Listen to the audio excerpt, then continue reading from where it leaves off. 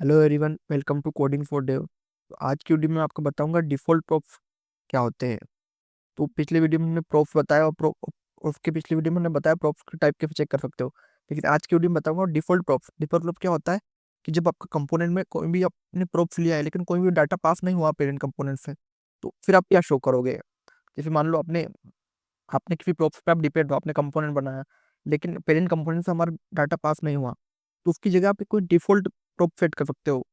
अगर जैसे आपने एक आपका नॉर्मल हमने फंक्शन बनाया, हमारे प्रॉप्स में डाटा क्या आ रहा है, नेम आ रहा है। तो हमने क्या, हमारा जो कंपोनेंट क्या है कि वेलकम नेम। ओके, अब नेम हमारा क्या डायनामिक है, तो ये पेरेंट से आएगा। लेकिन अगर मान लो हमारा पेरेंट से डाटा नहीं आया, तो हम क्या कर सकते हैं, वेलकम डॉट डिफॉल्ट प्रॉप्स, और हम नेम दे सकते हैं गेस्ट। ओके, तो अगर आउटपुट में क्या होगा, जब हमारा अगर डाटा नहीं आएगा अगर प्रॉप्स में पेरेंट कंपोनेंट से, तो हम उसमें हम गेस्ट शो कर सकते हैं। ओके, तो इससे क्या होगा, हमारे कोड में एरर्स आने के चांसेस कम हो गए। ओके, और ये क्या डिफॉल्ट प्रॉप्स क्या होता है, अनडिफाइंड प्रॉप्स के लिए यूज करते हैं जो फ्रंट एंड पे डिफाइन नहीं हो रहे। ये क्या करता है, यूआई को कंसिस्टेंट रखता है और मीनिंगफुल रहता है मिसिंग डाटा।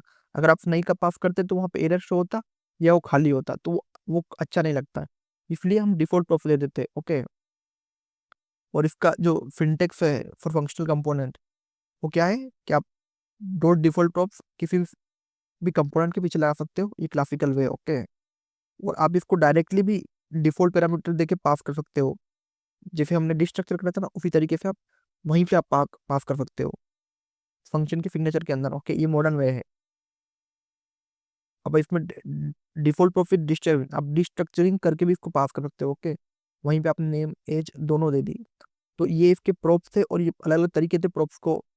और आप इसको काई के जो हमने पिछली वीडियो में बताया था प्रॉप्स टाइप्स, उसके साथ भी आप बता सकते थे आप इसको। मतलब उन दोनों का यूज करके एक मतलब एक कंपोनेंट हमारा एक अच्छा कंपोनेंट हो जाता।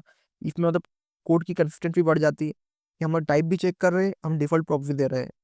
ओके, तो हमारा एक कंपोनेंट अगर मान लो पेरेंट कंपोनेंट में कुछ प्रॉब्लम भी आए, फिर भी हमारा कंपोनेंट अच्छे से वर्क करेगा।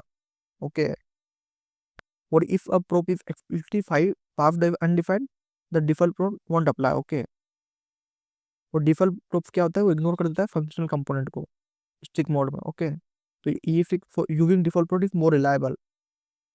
तो अगर आपको इस वीडियो में जो समझ में आया कि डिफॉल्ट प्रॉप्स क्या होते हैं, जो आपको आया ही होगा, और आपने पूरा समझ लिया, जिस प्रॉप्स ने आपको समझ लिया डाटा पास करने के लिए यूज होता है, उसका टाइप चेक करने के लिए हमने पिछले वीडियो में प्रॉप्स टाइप बताया था।